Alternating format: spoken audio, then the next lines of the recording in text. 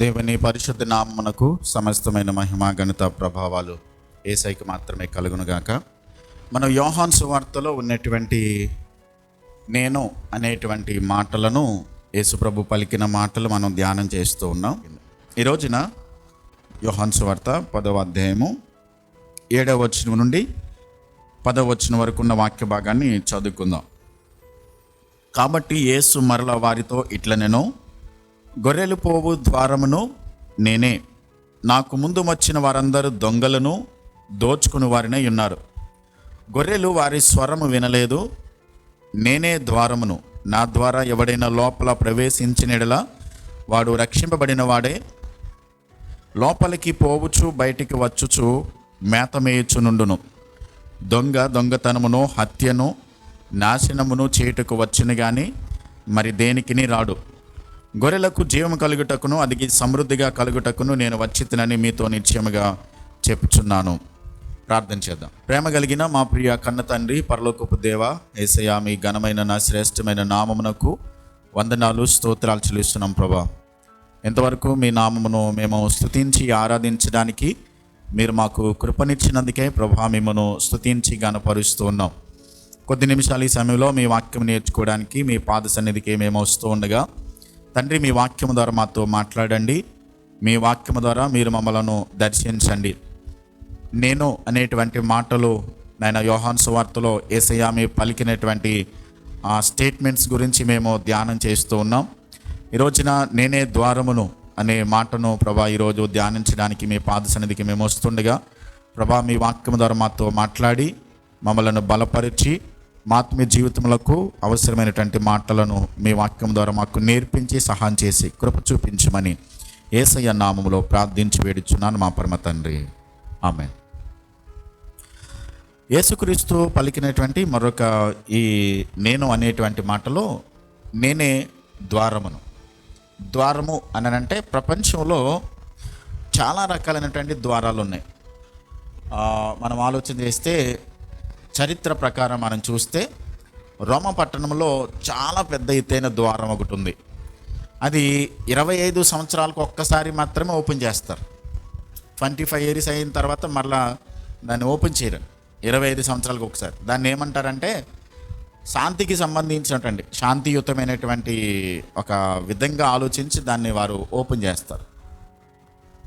అమెరికాలో కూడా మరొక ద్వారాన్ని వాళ్ళు ఏర్పాటు చేసుకున్నారు. అది చాలా పెద్ద క్యాథడ్రల్, అంటే ఒక ద్వారాన్ని. దానికి ఎలా పేరు పెట్టారంటే కొలంబస్ అమెరికాని కనుగొన్నాడు కదా, దాని గురించి గుర్తుగా వాళ్ళు ఏం చేస్తారంటే ఆ ద్వారం ఏర్పాటు చేసుకున్నారు. దానికి అదే పేరు పెట్టారు. ఆ డోరు దానికి గుర్తుగా వాళ్ళు ఏర్పాటు చేసుకున్నారు. ఆ తర్వాత మనకి భారతదేశంలో కూడా గుజరాత్లో కూడా ఒక ద్వారం ఉంటుంది. మీరు విన్నారా? దానికి ఏదో పేరు పెట్టారు. అది 45 మీటర్లు ఎత్తు ఉంటుందంట. దాన్ని ఆ ద్వారం అంటే ఒక రకమైనటువంటి ఈ దేవతలు దేవులకి సంబంధించినటువంటి ద్వారం అనమాట. ఆ గేటు గుండా వెళ్తే మనం స్వర్గానికి వెళ్ళిపోతాము అనే ఒక ఆచారం ఉంది మన భారతదేశంలో, గుజరాత్లో. ఇలా రకరకాల ద్వారాలు ఉన్నాయి. కానీ యేసు ప్రభు ఏమంటున్నాడంటే నేనే ద్వారాన్ని అని చెప్తా ఉన్నాడు. ఏంటి నేనే ద్వారాన్ని అని చెప్పడంలో అలా అర్థం ఏంటి? అసలు ఎందుకైనా ఈ మాటలు పలికాడో కొన్ని మాటలు మనం చూద్దాం.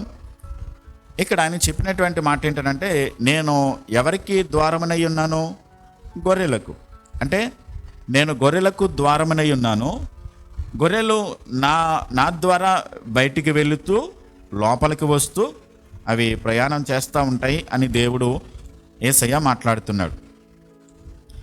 మనం చదువుకున్నట్లయితే ఈ వాక్య భాగంలో యేసుక్రీస్తు దేవుని ప్రజలకు నిజమైన కాపరి. మనము దేవుని యొక్క గొర్రెలమై ఉన్నాం. ఆయన ప్రజలు, మనం గొర్రెలకు పోలికగా అంటే ఒక సంబంధాన్ని ఏర్పాటు చేసుకోవడం. పరలోకమందున యేసయ్య మనకు కాపరిగా ఉన్నాడు. సర్వసాధారణంగా కాపరి మందకు ముందు నడుస్తాడు, కొన్ని సందర్భాల్లో వెనక్కి కూడా నడుస్తాడు. ఇద్దరుంటే కనుక ముందు వెనకాల కూడా నడుస్తుంటారు. పూర్వకాలంలో ఈ బెత్లెహేములో, పాలస్తీనా దేశంలో ఎక్కువగా గొర్రెలను మేపుతూ ఉండేవారు. అవి ఇప్పటికీ కూడా సాంప్రదాయం ఉంది. మన భారతదేశంలో గొర్రెలను ఎందుకు మేపుతారంటే కోసుకుని తినడానికి. కానీ పాలస్తీనా, ఆస్ట్రేలియా అలాంటి దేశాల్లో తినడానికి కాదు, ఎక్కువగా వాళ్ళు ఆ గొర్రె బొచ్చుని కత్తిరించి ఉన్నిని తీసి దాని ద్వారా వస్త్రాలు తయారు చేయడానికి ఎక్కువగా వాళ్ళు గొర్రెలను పెంచుతారన్నమాట. వాటిని బాగా బాగా అది బాగా మేత మేచి బాగా దూడం పెరిగిన తర్వాత 6 మంత్స్కి ఒకసారి దాన్ని బొచ్చు కత్తిరిస్తూ ఉంటారు. దాన్ని ఆ ఉన్నిని తీసి మనకి స్వెటర్స్ అవి ఉంటాయి కదా, ఉన్ని వస్త్రాలు, ఇవన్నీ వాళ్ళు తయారు చేస్తారు. మనమంటే భారతదేశంలో కట్టింగ్ అండ్ ఈటింగ్ దానికోసం వాడతాం. అయితే వాళ్ళు ఏం చేస్తారంటే పాలస్తీనా ఆ ప్రదేశాల్లో తోడేలు కానీ ఏదైనా వచ్చి ఆ గొర్రెలను పట్టుకుని వెళ్ళిపోతాయని చెప్పని కాపరి రాత్రంతా కూడా మెలకుగానే ఉండి కాపలా కాస్తూ ఉంటారు, మెలకుగా ఉండి. అంతేకాదు వాళ్ళు ఏం చేసేవారనంటే కుక్కలు కానీ ఏదైనా వచ్చి గొర్రెలను పట్టుకుని వెళ్ళిపోతాయేమో అన్నట్టుగా ఏం చేసేవారనంటే ఒక చుట్టూ ఒక తాడు లాంటిది కట్టి ఏది వచ్చినా దానిలోనికి రాకోకుండా జాగ్రత్తగా, ఎందుకంటే గొర్రె అది ఎదిరించలేదు, అలాగని పారిపోలేదు. అందుకని దాన్ని ఎప్పుడైనా సరే కాపరి దాన్ని వెనకే ఉండాలి, దాని ముందు ఉండాలి, నడిపించాలి, దారి చూపించాలి గొర్రెకు ఖచ్చితంగా. అందుకని కాపరి అవసరం, ఖచ్చితంగా గొర్రెకి అవసరం ఎప్పుడు ఉండాలి. అందుకని కాపరులు ఏం చేసేవారంటే ఎప్పుడు దగ్గర ఉండేవారు. పూర్వకాలంలో ఏం చేసేవారంటే 4-5 కాపర్లు ఏం చేసేవారు, కలిపి మేతకు తోలుకొని వెళ్ళేటప్పుడు మందలు కలిపేసి మేతకు తీసుకెళ్ళిపోయేవారు. అయితే సాయంకాలం అయ్యేసరికి కాపర్ ఏం చేస్తాడంటే ఏ దొడ్డి దగ్గర, ఏ కాపర్ అయితే దొడ్డి ఉందో ఆ దొడ్డి దగ్గర నిలబడి ఒక రకమైన విజిల్ వేస్తాడనమాట. అంతవరకు ఉదయకాలం నుంచి కలిసి మేసినటువంటి ఈ గొర్రెలన్నీ కూడా ఆ కాపర్ యొక్క స్వరాన్ని గుర్తించి ఆ దొడ్డిలోకి వెళ్ళిపోతాయి. మనకు అనిపించవచ్చు అన్నీ కలిపేశారు కదా, ఎలా సెపరేట్ చేస్తారని చెప్పాను. కానీ కాపర్ యొక్క స్వరం, ఆ విజిల్ వాటికి తెలుసు, అందుకనే సెపరేట్ అయిపోతూ ఉంటాయి. అది చాలా విచిత్రం. అందుకనే ప్రభు అంటాడు ఆ 10వ అధ్యాయం 27వ వచనంలో, నా గొర్రెలు నా స్వరాన్ని వింటాయి అని అంటాడు.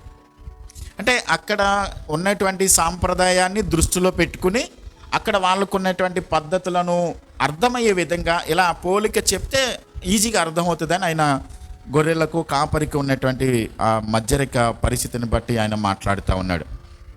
అయితే కొన్ని వచనాలు చదువుదాం. ఈయన ప్రభు ఏమన్నాడంటే, నాకంటే ముందుగా వచ్చినటువంటి వారు, చూడండి 10వ అధ్యాయము,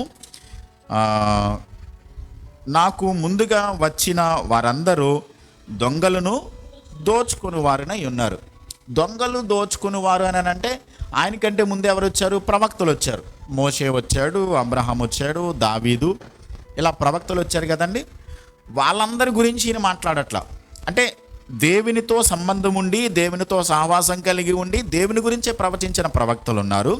కానీ మరికొంతమంది ప్రవక్తలు ఏం చేశారనంటే, మేమే దేవుళ్ళము అని చెప్పుకున్నట్టుగా వచ్చారు, మేమే ఆ మార్గాన్ని చూపించగలిగిన వారము, ఆ దారికి మేమే రూటు చూపించగలమని చెప్పని తమ్మును తాము దేవునితో పోల్చుకుని దేవునితో సమానంగా ఎంచుకుని మాట్లాడేటువంటి ప్రవక్తలు చాలామంది ఉన్నారు.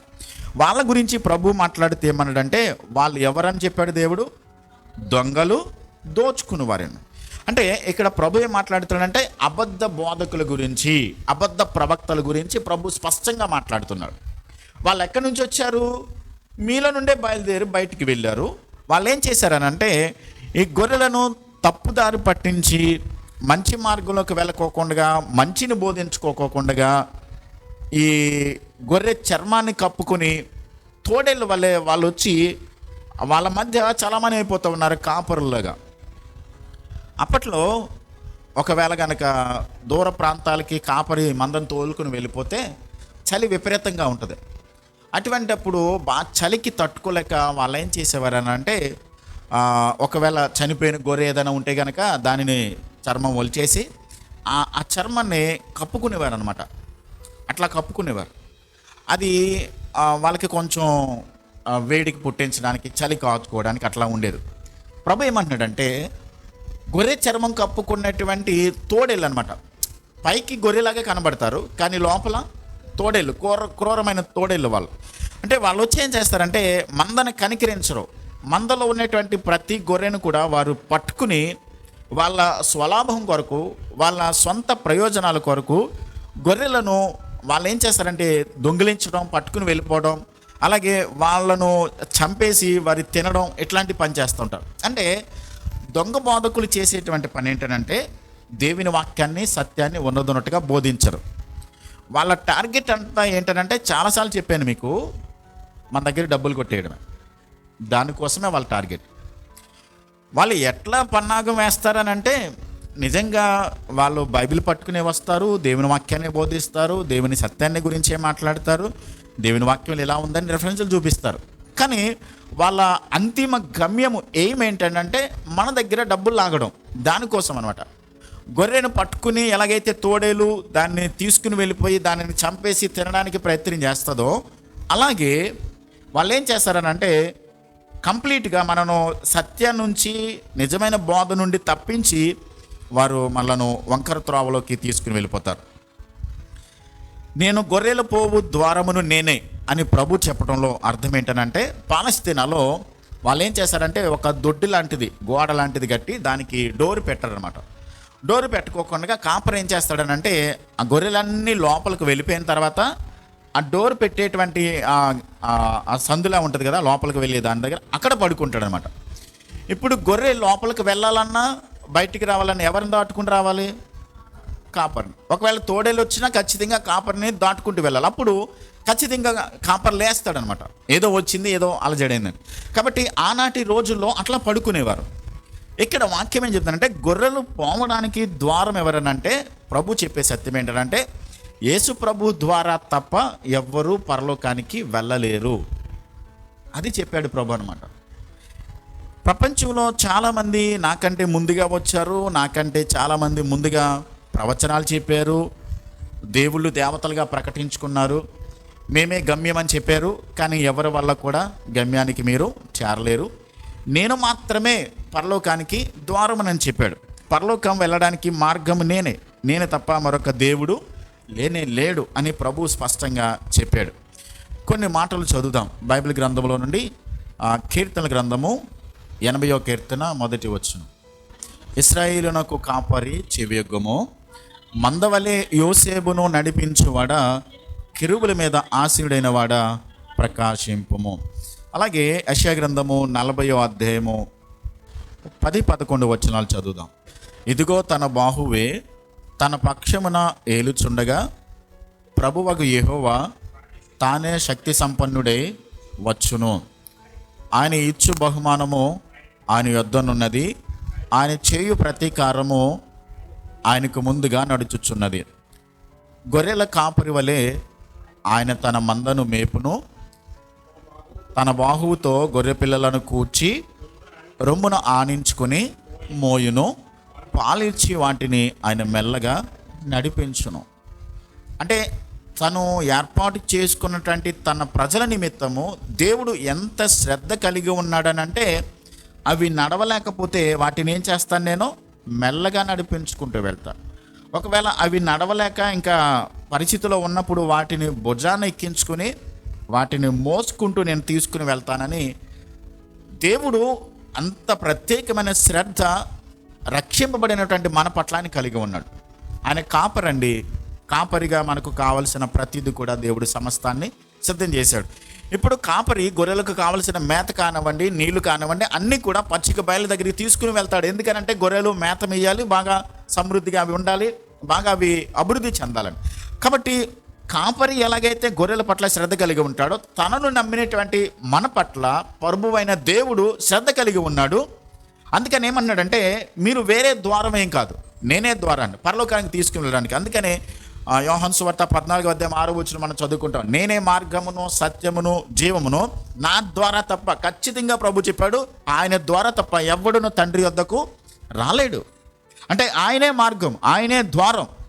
ఇక ప్రపంచంలో చాలామంది అనుకుంటారు, అందరిలాగే ఈయన కూడా ఒక్కడే, అందరిలోనూ కూడా ఉన్నాడు కాబట్టి ఈయన కూడా చివరిలో ఈయన కూడా మనం చేర్చుకోవచ్చు అనడానికి లేదు. ఆయన ఖచ్చితంగా చెప్పాడు, నేను తప్ప ఇంకా వేరే దారి లేదు, నేనే మార్గం, నేనే గొర్రెలకు ద్వారమనై ఉన్నాను అని ప్రభు స్పష్టంగా చెప్తా ఉన్నాడు. ఆ గొర్రెలు ప్రవేశించే ద్వారమును నేనే, ద్వారమున ప్రవేశించేవాడు గొర్రెల కాపరి. ఎందుకనంటే దొంగ ఏం చేస్తాడు, అడ్డదారిలో వస్తాడు, గోడ దాటి వస్తాడు, కానీ కాపరి మాత్రం ధైర్యంగా వెళ్తాడు. కాబట్టి దీని అర్థం ఏంటనంటే, ఎవరైనా సరే ఆయన ద్వారానే గొర్రెల దగ్గరికి రావాలి. అంటే దాని అర్థం ఏంటంటే ఏ సేవకుడైనా సరే, ఏ పాస్టర్ అయినా సరే యేసుక్రీస్తు అనేటువంటి ఆయన ద్వారం గుండా ప్రవేశించి ఆయన ఏర్పాటు చేసుకున్న గొర్రెల దగ్గరికి రావాలి. వేరే దారిలో వస్తే గనక, వేరే మార్గం గుండా వస్తే గనక, అంటే దేవుని వాక్య సత్యాన్ని కాకోకుండా వేరే దారిని వస్తే గనక మాకు అర్థం చేసుకోవాలి, వాడు దొంగ అని ప్రభు చెప్పాడు. ఇర్మియా గ్రంథము 34 మొదటి నుంచి చదువుదామా. మరియు యెహోవా వాక్కు నాకు ప్రత్యక్షమయ్యేలాగా సెలవిచ్చాను, నరపుత్రుడా, ఇశ్రాయేలీయుల కాపర్లను గురించి ఈ మాట ప్రవచింపము. ఆ కాపర్లతో ఇట్లనము, ప్రభువుకు యెహోవా సెలవిచ్చినదేమనగా, తమ కడుపు నింపుకొను ఇశ్రాయేలీయుల కాపర్లకు శ్రమ. కాపరులు గొర్రెలను మేపవలని కదా. మీరు క్రొవ్విన గొర్రెలను వధించి క్రొవ్వును తిని బొచ్చును కప్పుకొందరు కానీ గొర్రెలను మేపరు. బలహీనమైన వాటిని మీరు బలపరచరు, రోగము గల వాటిని స్వస్థపరచరు, గాయపడిన వాటికి కట్టుకట్టరు, తోలువేసిన వాటిని మరలా తోలుకొని రారు, తప్పిపోయిన వాటిని వెదకరు. అది మాత్రమే గాక మీరు కఠిన మనస్కులై బలాత్కారముతో వాటిని ఏలుదురు. కాబట్టి కాపర్లు లేకయే అవి చెదరిపోయి సకల అడవి మృగములకు ఆహారమాయను. 11వ వచనాన్ని చదువుదాం. ప్రభువగు యెహోవా ఇలాగు సెలవిచ్చినదేమనగా, ఇదిగో నేనే నా గొర్రెలను వెదకి వాటిని కనుగొందును. తమ గొర్రెలు చెదరిపోయినప్పుడు కాపర్లు వాటిని వెదకినట్లు నేను నా గొర్రెలను వెదకి చీకటి గల మబ్బు దినమందు ఎక్కడెక్కడికి అవి చెదిరిపోయానో అక్కడ నుండి వాటిని తప్పించి ఆయా జనులలో నుండి వాటిని తోడుకుని వచ్చి ఆయా దేశములలో నుండి వాటిని సమకూర్చి వాటి స్వదేశములోనికి వాటిని తెచ్చి పర్వతముల మీదను వాగుల మీదను దేశమందున్న సకల కాపరస్తుల స్థలములందును వాటిని మేపెదను. నేను మంచి మేతగల చోట వాటిని మేపెదను. ఇశ్రాయేలు యొక్క ఉన్నత స్థలముల మీద వాటికి దొడ్డి ఏర్పడును. చూడండి, దేవుడు అంటున్నాడు కాపర్ల గురించి. ఆయన మాట్లాడుతూ కాపర్లు ఎలా ప్రవర్తించారంటే, కాపర్లు ఎలాగా వారు ఈ గొర్రెల పట్ల వారు వ్యవహరించారంటే, అస్సలు వాళ్ళు గొర్రెలను పట్టించుకోలేదు, ఏమాత్రం కూడా శ్రద్ధ తీసుకోలేదు. నేను పంపలేదు వాళ్ళని, కానీ వాళ్ళే వచ్చారు. నేను వాళ్ళకి చెప్పలేదు నా మాటను, కానీ వాళ్ళు సొంత మాటలు పట్టుకుని వచ్చి వాళ్ళ సొంత మాటలు చెప్పారు. కాబట్టి దేవుడు ఏమన్నాడంటే, ప్రతి వారికి కూడా నేను తీర్పు తీర్చబోతున్నాను. ప్రతి కాపరికి, అంటే నేను పంపనేటువంటి కాపర్లు, నేను ఏర్పాటు చేసుకున్నటువంటి కాపర్లు. చాలామంది కూడా ప్రపంచంలో చాలా సంఘాలలో దైవ సావకులుగా ఉన్నటువంటి వారు, ఒక పిలుపు ఉండదు, ఒక దర్శనం ఉండదు, దేవుడు ఏర్పాటు చేసుకున్నటువంటి ఏర్పాటు ఉండదు, మారు మనసే ఉండదు. కొంతమంది బాప్తిసం తీసుకోకుండానే సంఘాన్ని నడిపించేటువంటి దేవసాకులు ప్రపంచంలో ఉన్నారండి. అలాంటి వాళ్ళ గురించి దేవుడు బాధపడుతూ ఉన్నాడు. అంటే వాళ్ళు ఏంటనమాట, బైబిల్లో ఒక 4 వాక్యాలు తెలిస్తే చాలు, బైబిల్లో కొన్ని వచనాలు, కొన్ని రెఫరెన్స్లు, కొన్ని మాటలు తెలిస్తే చాలు. దేవుడు ఏర్పాటు చేసుకున్నాడా, దేవుడు స్వరం ఇచ్చి మాట్లాడా, లేకుంటే దేవుడే నియమించి పంపించాడా, ఇదేది అవసరం లేదు వాళ్ళకి. వాళ్ళు ఏం చేస్తారంటే వెళ్ళాలి, కొన్ని మాటలు చెప్పేయాలి అంతే. అసలు దేవుడు ఏర్పాటు చేసుకున్నాడా లేదా? అందుకని ప్రభు ఏమన్నాడంటే, నేను పిలవలేదు వాళ్ళని, నేను ఏర్పాటు చేసుకోలేదు, నేను వారిని నియమించలేదు, కానీ వాళ్ళంతటా వాళ్ళే కాపర్లుగా ప్రకటించుకున్నారు. తమంతట తామే దేవుని గొర్రెలకు కాపర్లుగా మేమున్నామని వాళ్ళు నియమించుకుని వాళ్ళే వచ్చేసారు. అలాంటి ప్రతి ఒక్కరికి కూడా నేను తీర్పు తీర్చబోతున్నానని దేవుడు చెప్తున్నాడు.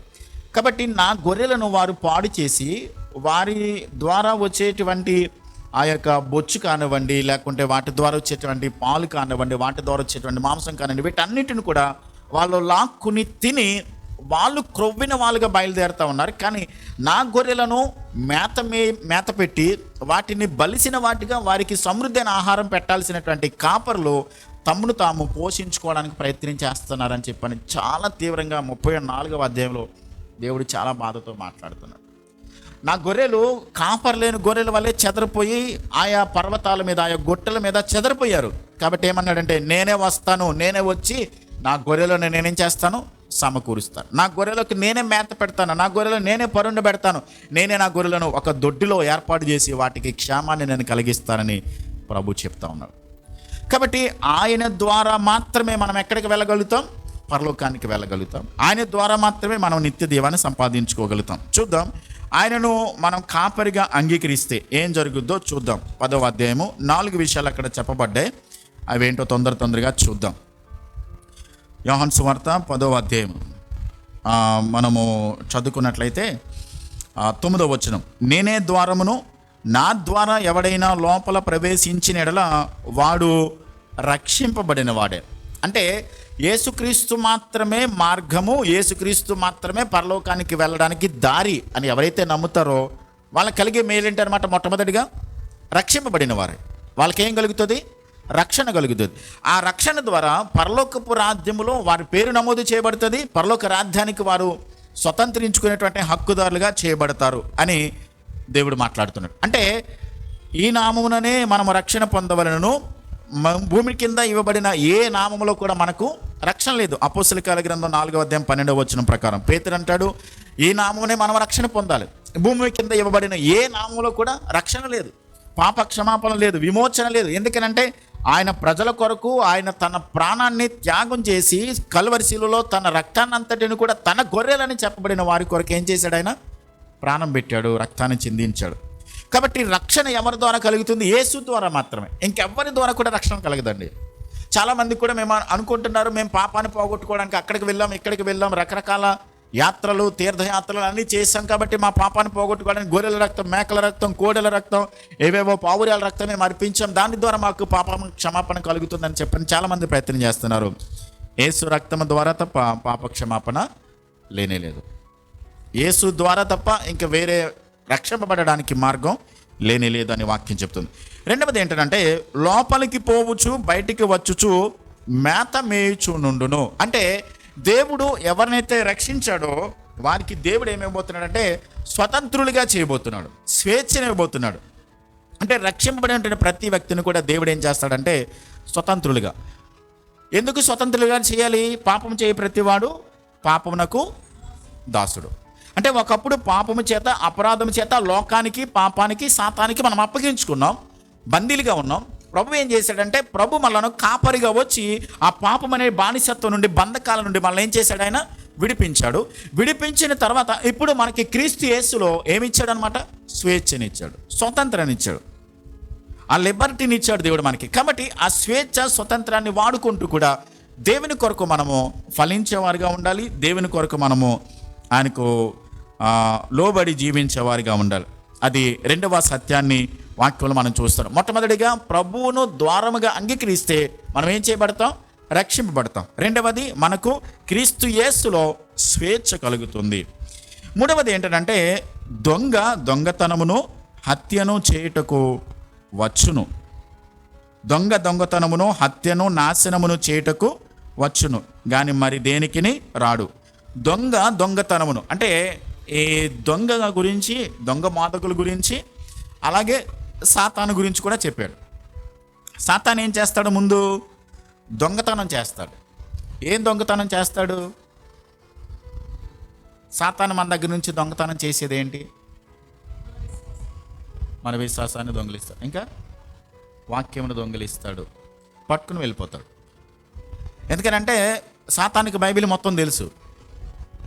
కాబట్టి బలమైన వాక్యం ప్రకటించబడుతున్నప్పుడు, ఇలా వాక్యం చెప్పబడుతున్నప్పుడు మనకి ఏదో ఒక డిస్టర్బెన్స్ కలిగి చేసి, లేకుంటే వినకుండగా చేసి, మన మైండ్లోనికి ఏదో రకరకాల ఆలోచనలు తీసుకొచ్చి, లేకుంటే ఇంటి దగ్గర ఏదైనా జరిగింది అనుకుందాం, వచ్చే దారిలో ఏదో జరిగింది చర్చికి వచ్చేటప్పుడు, లేకుంటే గతంలో మనకి ఏదో డిస్టర్బెన్స్ ఉంది, ఆ వాటిని గురించి మన ఆలోచనకు తీసుకొచ్చి దేవుని సత్యమైన వాక్యం ప్రకటించబడుతున్నప్పుడు మన బుర్రలోకి వెళ్ళకోకుండా వాడు ఏం చేస్తాడనంటే వాడు మనకి డిస్టర్బెన్స్ కలిగి చేస్తాడు. ఒకవేళ విన్నప్పటికీ కూడా ఆ వాక్య ప్రకారం జీవిందామని తీర్మానం తీసుకున్నప్పుడు ఈ చెవిని విడిచిపెట్టే విధంగా వాడు ఏం చేస్తాడంటే వాక్యమును వెనుకోకుండా ఎత్తుకుని వెళ్ళిపోతాడు.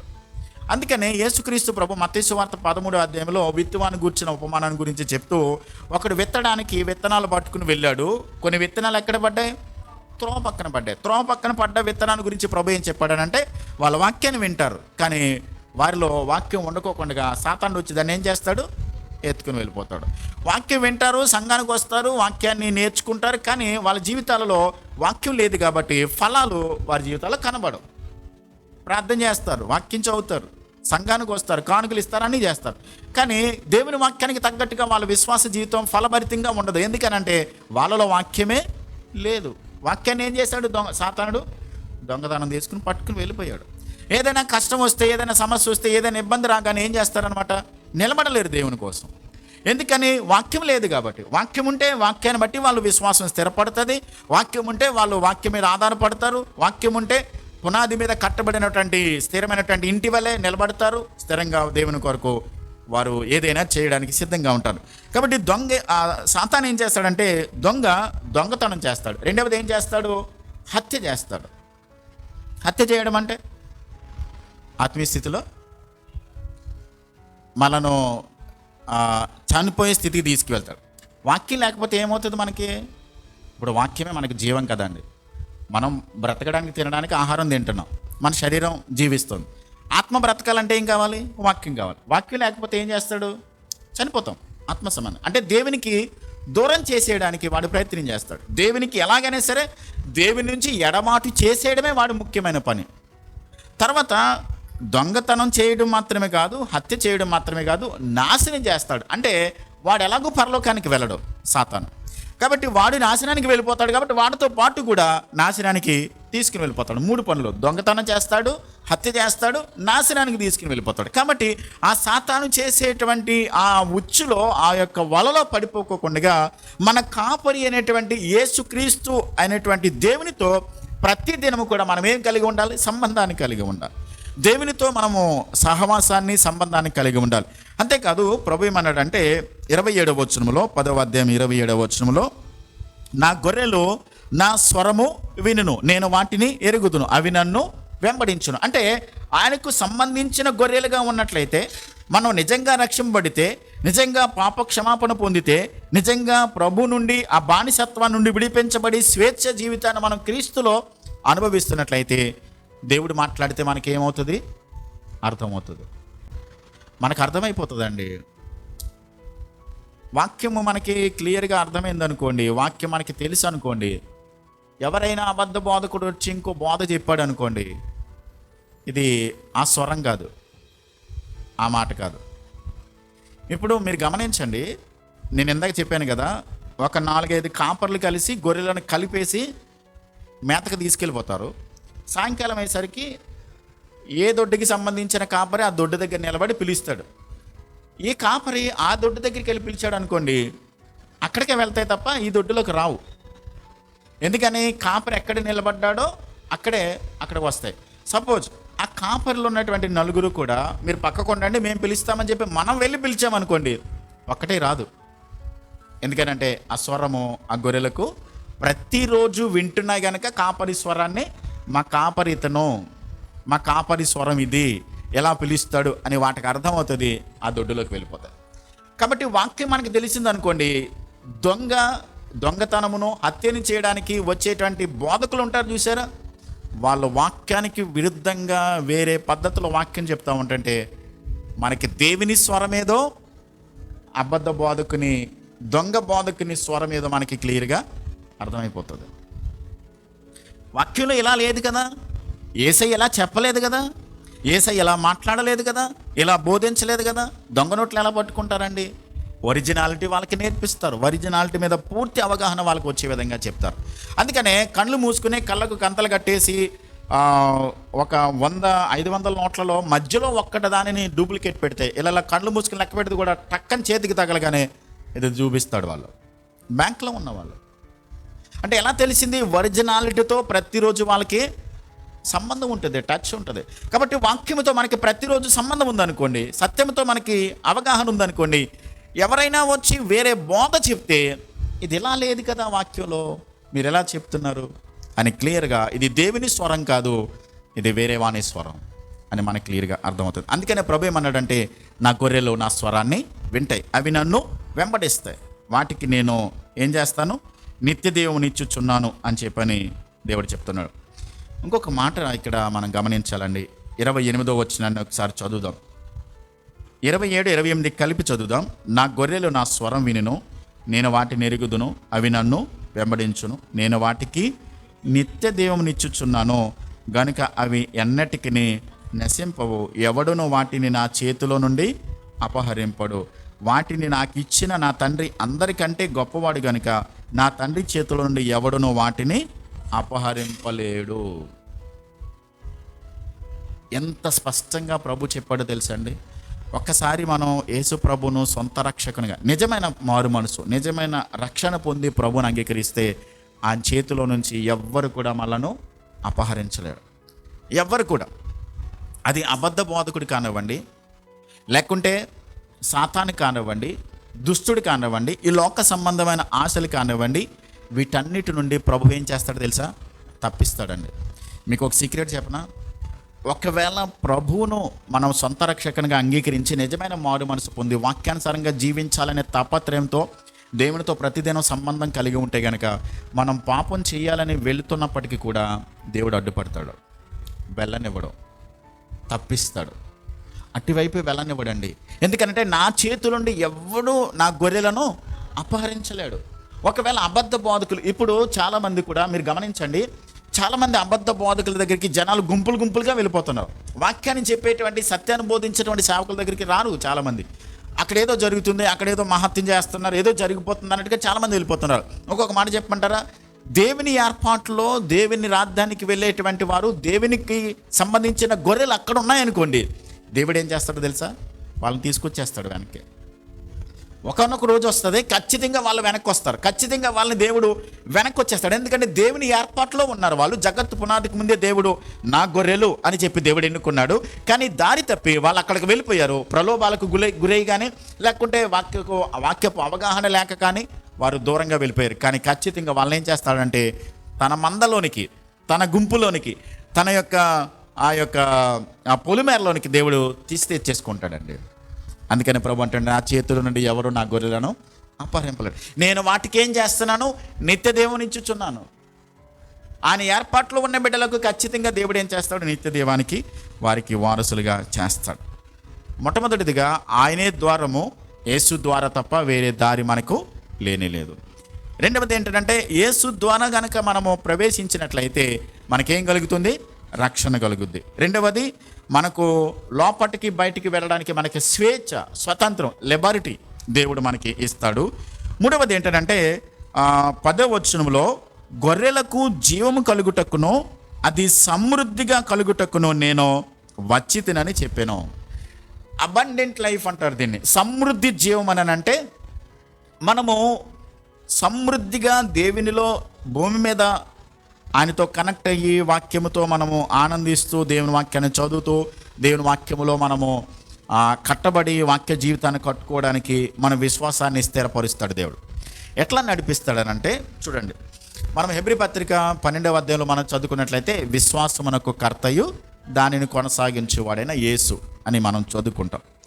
మనలో విశ్వాసాన్ని పుట్టించింది ఎవరు? యేసయ్య. ఆ విశ్వాసాన్ని కొనసాగించేది ఎవరు? ఆయనే. ఆయన కొరకు మంచి పనులు చేయడానికి వాక్యానికి బోధించేది ఎవరో? ఆయనే. వాక్యాన్ని బోధిస్తాడు.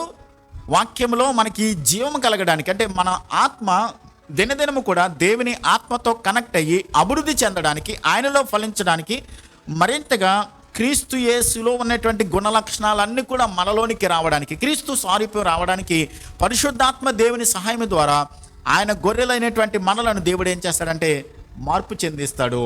ఆయన మార్పు చెందే ఆ పరిస్థితుల్లో మనను మార్చే పనిలో ఉన్నప్పుడు, ఒకవేళ ఎవడైనా దుష్టుడు వచ్చి మన మీద అటాక్ చేసినా, సాతాను వచ్చి మనల్ని అటాక్ చేసినా, ఒకవేళ మనమే కావాలని లోకము వైపు, లోక ఆశల వైపు వెళ్ళిపోదామని మనం ప్రయత్నం చేసినా వెళ్ళిపోకుండా దేవుడు మనల్ని భద్రపరిచి తన భక్తుల పాదములను తొట్టిల్లకుండా ఆయన కాపాడి మనకు సమృద్ధి జీవాన్ని ఇస్తాడండి.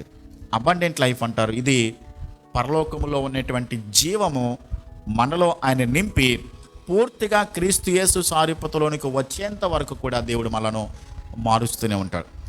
ఇది ఎంతకాలం జరుగుద్ది అంటే మన ఊపిరి ఆగిపోయేంత వరకు ఈ ప్రాసెస్ జరుగుతూనే ఉంటుంది. బాప్తిసం పొందిన మొట్టమొదటి రోజునే పూర్తి సమృద్ధి జీవం మనలోకి రాలేదండి. మనము బ్రతికించబడ్డాం. అయితే ఆ జీవము ఆయనతో పాటు మనం నడుస్తూ ఉన్నప్పుడు దేవుని వాక్యానికి మనం అప్పగించుకుని, ఇప్పుడు మనలో దేవునికి ఇష్టం కాని కార్యాలు బాప్తిసం పొందినటువంటి రోజులు ఉంటాయి. దేవునికి ఇష్టం కాని కార్యాలు మనలో ఉంటాయి. పూర్తిగా అవి మార్పు చెందలేదు. మనం ఒక్కొక్కటి దేవుడు ఏం చేస్తాడంటే మనలో నుండి తీసేయడానికి ప్రయత్నం చేస్తుంటాడు. సపోజ్ బాప్తిసం పొందేసాము, మారు మనసు పొందాము, దేవునికి అప్పగించుకుందాం, రక్షణలోకి వచ్చాం. అబద్ధాలు ఆడే అలవాటు ఉందనుకుందాం. సపోజ్ ఎగ్జాంపుల్ చెప్తాను. క్రమక్రమంగా ఆ లక్షణాన్ని దేవుడు మనలో నుంచి తీసేయడానికి అని ఏం చేస్తాడంటే ప్రయత్నం చేస్తుంటాడు. వాక్యాన్ని మనలో నింపుతూ ఉంటాడు. వాక్యం ద్వారా మనతో మాట్లాడుతుంటాడు. కొన్ని సందర్భాలలో సమస్యలను దేవుడు అనుమతించి వాటి నుండి మనల్ని బయటికి తీసుకురావడానికి, వాటి నుండి విడుదల కలిగి చేయడానికి. ఎందుకని? మనకు సమృద్ధి జీవం రావాలంటే, యేసు యొక్క స్వారూప్యం మనలోకి రావాలంటే ఈ అబద్ధమాడే లక్షణం అందులో ఉండకూడదు. కాబట్టి దానిని తీసివేయడానికి పరిశుద్ధాత్మ దేవుడు ప్రతి విశ్వాసతో కలిసి పనిచేస్తూ ఉంటాడు. ఇప్పుడు మనలతో ఆయన ఏం చేస్తున్నాడు? పనిచేస్తున్నాడు.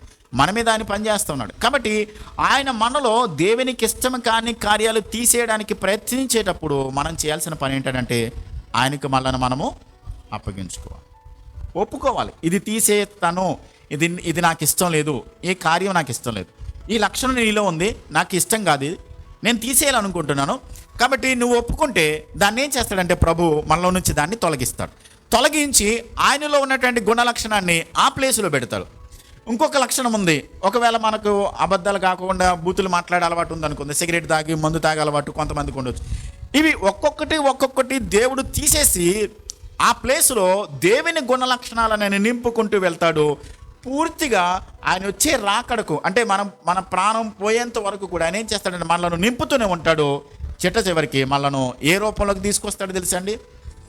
క్రీస్తు సారూప్యతలోనికి తీసుకొస్తాడు, సమృద్ధి జీవంలోకి తీసుకొస్తాడు. ఆయన ఎదుట నిలబడినప్పుడు ఎలా ఉంటామనంటే మన ప్రభువైన యేసుక్రీస్తు ఆయన మన కాపరి, ఆ కాపరిని పోలినటువంటి వ్యక్తులుగా ఆయనలో ఏ గుణలక్షణాలు అయితే ఉన్నాయో, ఆయన మన పెద్ద రాజు, మనం వకీల్ రాజులా ఉంటామన్నమాట. చిన్న రాజులుగా చేస్తాడు. మన రాజులకు రాజు ప్రభువు, ఆయన క్రింద మనము చిన్న రాజులుగా, వకీల్ రాజులుగా చేసి ఆయనలో ఉన్నటువంటి గుణలక్షణాలన్నీ పూర్తిగా మనలో నింపి సమృద్ధి జీవంలోనికి మనల్ని నడిపిస్తారు. ఆ క్రీస్తు యొక్క స్వారూప్యతలోనికి ప్రభు మన కాపరి మనలను నడిపించే పనిలో ఉన్నాడు. కాబట్టి ఇప్పుడు మనం ఏం చేయాలంటే ఆయనకు పరిపూర్ణంగా దేవునికి మనల్ని మనం ఏం చేయాలి? అప్పగించుకుంటే ఒక్కొక్కటి మనలో నుంచి ప్రభు ఏం చేస్తాడు? తీసేస్తాడు, తొలగిస్తాడు. మనం దేవునికి మరింత దగ్గరగా రావడానికి పరిశుద్ధాత్మ దేవుడు మనకి సహాయం చేస్తాడు. కాబట్టి గొర్రెలు పోవే ద్వారమును నేనే. కాబట్టి యేసు ద్వారా తప్ప ఇంకెవరు పరలోకానికి వెళ్ళలేదు. రక్షణ ఎవరి ద్వారా కలుగుతుంది? యేసు ద్వారా మాత్రం. రక్షింపబడిన తర్వాత మనకు స్వేచ్ఛ స్వతంత్రం కలుగుతుంది. తర్వాత ఆ స్వేచ్ఛ స్వతంత్రాన్ని ఇచ్చిన తర్వాత దేవుడు మనల్ని ఏం చేస్తాడంటే సమృద్ధి జీవంలోనికి మనలను నడిపిస్తాడు. క్రీస్తు యేసులో ఉన్నటువంటి ఆ గుణ లక్షణాలన్నీ కూడా ప్రభు మనలోనికి తీసుకుని రావడానికి ఆయన ప్రయత్నం చేస్తాడు. ఎప్పుడు జరుగుద్దనంటే మనము దేవునికి పరిపూర్ణంగా అప్పగించుకుని, దేవునికి మనము పూర్తిగా ఆయనకు సమర్పించుకుని, దేవా మీరు నన్ను మలచండి, దేవా నన్ను మీ స్వారూప్యతలోనికి నన్ను తీసుకుని రండి అని దేవునికి మనం అప్పగించుకుంటే కనుక దేవుడు మనకి తప్పకుండా సహాయం చేస్తాడు. దేవుడు మనకి సహాయం చేస్తాడు. ఆయన స్వారూప్యతలోనికి రావడానికి ప్రభు మనలను ఆయన నడిపిస్తాడు. మనం ఏం చేయాలంటే ప్రతిదినము మన కాపరి అయినటువంటి దేవునికి ఏం చేయాలి? అప్పగించుకోవడం ప్రయత్నించేద్దాం. అలాంటి కృప దేవాతి దేవుడు మనందరికీ అనుగ్రహించునుగాక. ఆమేన్. ప్రార్థన చేద్దాం. ప్రేమ కలిగిన మా ప్రియ కన్న తండ్రి, పరలోకపు దేవా, యేసయ్యా మీకు స్తోత్రాలు. మహోన్నతుడా, మహాగణుడా, మా మంచి కాపరి మీకు స్తోత్రాలు. మా కొరకు ప్రాణమిచ్చి మమ్మలను మీ రక్తమి చేత విమోచించి మీ సొత్తుగా చేసుకుని మీకు చెందిన వారిగా, మీ జనాంగముగా, మీ గొర్రెలుగా మమ్మలను ఏర్పాటు చేసుకుని ఎంత గొప్ప కృపను ప్రభా మాపై చూపినందుకు మహోన్నతుడా మిమ్మల్ని స్తుతించి ఘనపరిచి మహిమపరుస్తున్నాం. మమ్మల్ని రక్షించుకున్నారు, మీ ప్రాణమిచ్చి మమ్మల్ని బ్రతికించారు. మేమేనాడో మా పాపమును బట్టి మేము నశించిపోవలసిన వారమై ఉండగా మీ అనాదికాల సంకల్పమును బట్టి మమ్మలను నియమించుకొని ప్రత్యేకించుకొని పరిశుద్ధపరిచి నీతిమంతులుగా చేసి మీ జీవాన్ని మాలో నింపి ప్రభా దినదినము కూడా మీకు దగ్గరగా రావడానికి, మీకు సమీపముగా రావడానికి, మిమ్మల్ని సేవించడానికి, మీ చిత్తాన్ని మేము జరిగించేవారిగా ఉండడానికి ప్రభా మీ కృప ద్వారా పరిశుద్ధాత్మ దేవుని సహాయం ద్వారా మమ్మలను మీరు నడిపిస్తున్నందుకే, మీ కుమారుని యొక్క క్రీస్తు యేసు సారూప్యతలోనికి తీసుకుని రావడానికి మీరు మా మీద పనిచేస్తున్నందుకే, మాతో పాటు కలిసి మీరు పనిచేస్తున్నందుకే ప్రభా మిమ్మల్ని స్తుతిస్తున్నాం. ప్రభా మా బలహీనతలను ఒప్పుకుంటున్నాం, మా అవిధేయతలను మీ దగ్గర క్షమించమని వేడుకుంటున్నాం. మీకు ఇష్టం కాని కార్యాలు ఏవైతే ఉన్నాయో నాయన మిమ్మల్ని బాధ పెట్టేవి, నాయన మీ మనసుకు గాయపరిచేటువంటి లక్షణాలు ఏవైతే మాలో దాగి ఉన్నాయో వాటన్నిటిని కూడా ప్రభా మీ పాదాల దగ్గర ఒప్పుకుంటున్నాం. ఒక్కొక్కటి మాలో నుండి ఒక్కొక్కటి తీసివేసి నాయన మీ గుణ లక్షణాలు మాలో నింపండి. సమృద్ధి జీవముతో మమ్మల్ని నింపండి ప్రభా. మా కాపరివి నీవు ప్రభా. గొర్రెలమైనటువంటి మేము మాకు ఏది కావాలో మీకు ముందుగానే తెలుసు కనుక సమయానుకూలంగా పరిస్థితులను బట్టి మీరే మాకు ఏర్పాటు చేసి కలుగచేసి సమస్తమును మీ నామానికి మహిమకరంగా జరిగించమని ప్రార్థన చేస్తున్నాం ప్రభా. తండ్రి నాయన, ఉద్యోగాలు చేస్తున్నవారు, వ్యాపారం చేస్తున్నవారు, చేతి పనులు చేస్తున్నవారు, ఏది వారు కలిగి ఉన్నప్పటికీ నాన్న, ఏ పని చేస్తున్నప్పటికీ నా పనిలో వారికి కావాల్సిన మీ కృపను మీ సహాయాన్ని మేలుగా అనుగ్రహించి బలపరచండి. నా సంఘంలో ఉన్న ప్రతి కుటుంబాన్ని మీరు ఆశీర్వదించండి. మీ నామానికి మహిమ తెచ్చుకుని సహాయం చేయమని యేసుక్రీస్తు నామములో ప్రార్థించి వేడుచున్నాను మా పరమ తండ్రి, ఆమేన్. మన పరమ తండ్రి అయిన దేవుని ప్రేమయు ప్రభు అయిన యేసుక్రీస్తు వారికి కృపయు పరిశుద్ధాత్మ దేవుని సమాధానం సదాకాలం మనందరికి తోడయ్యుండి కాపాడునుగాక. ఆమేన్. వందనాలు. Praise lord.